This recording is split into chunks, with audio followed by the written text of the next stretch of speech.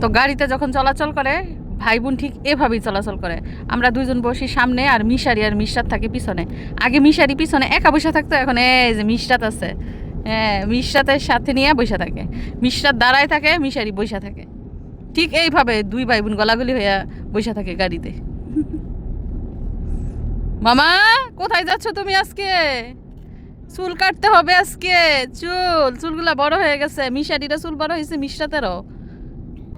হ্যাঁ চুল কাটতে হবে, কান্নাকাটি করা যাবে না কিন্তু। আর এদিক দিয়ে দেখেন রাস্তাঘাটের অবস্থা বরাবরের মতোই পরিষ্কার পরিচ্ছন্ন রাস্তাঘাট এবং অন্ধকার, কারণ এখন হচ্ছে রাতের বেলা। তারপরে যে আমরা চলে এসেছি সেলুনে, খোবারের সেলুনে, আল খোবারে। তো মিশারিরা যাচ্ছে গাড়ি পার্কিং করতে, পার্কিং করে তারপরে আসবে। তো মিশারি অলরেডি কিন্তু সেলুনের ভিতরে ঢুকে গেছে। মিশারি বসে গেছে চুল কাটতে। মিশারিকে মিশরাতের আগে চুল কাটবো নাকি? দেখেন সৌদি আরবের সেলুনগুলো কিরকম হয়, অনেক সাজানো গোছানো।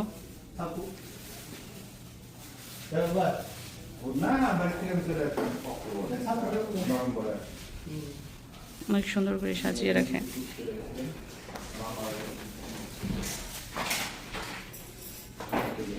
এবং পলিথিন ইউজ করে, একজনের জন্য একটা পলিথিন দিয়ে পুরো বডি কভার করে। বাংলাদেশে দেখবেন চুল কাটাইলে কাপড় ইউজ করে এবং এক কাপড় বারবার ইউজ করা হয়, কিন্তু এখানে পলিথিন দেওয়া হয় এবং এক পলিথিন একজনকেই দেওয়া হয়।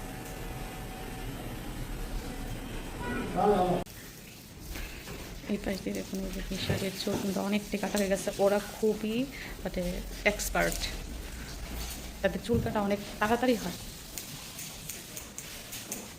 2 মিনিটের মধ্যে দেখেন কতটুকু হয়ে গেছে। আর বলেছি এবার চুল মিশারির বড় বড় রাখবো, সবসময় তো একদম ছোট করে ফেলি, এবার একদম বড় বড় রাখবো চুল, দেখি কেমন দেখা যায়।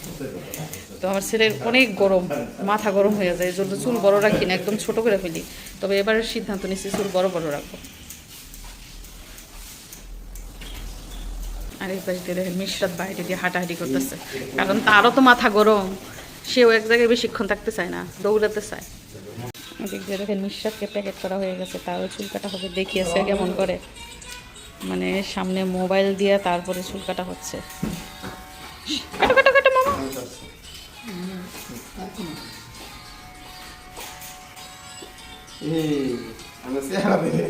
সুন্দর কাটো মামা, অনেক সুন্দর হবে। হ্যাঁ কাটো কাটো, কিছু হবে না। ইয়ে না না না, ইয়ে না না, সুন্দর সুন্দর।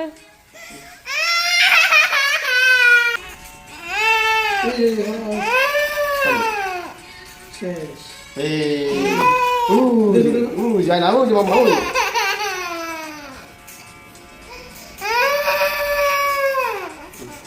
ও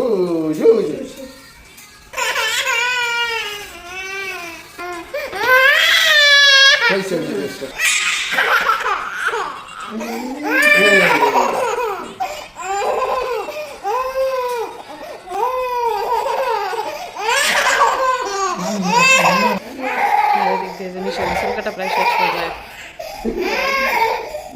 জুতো লাগাই দিচ্ছে ওই দিক দিয়ে।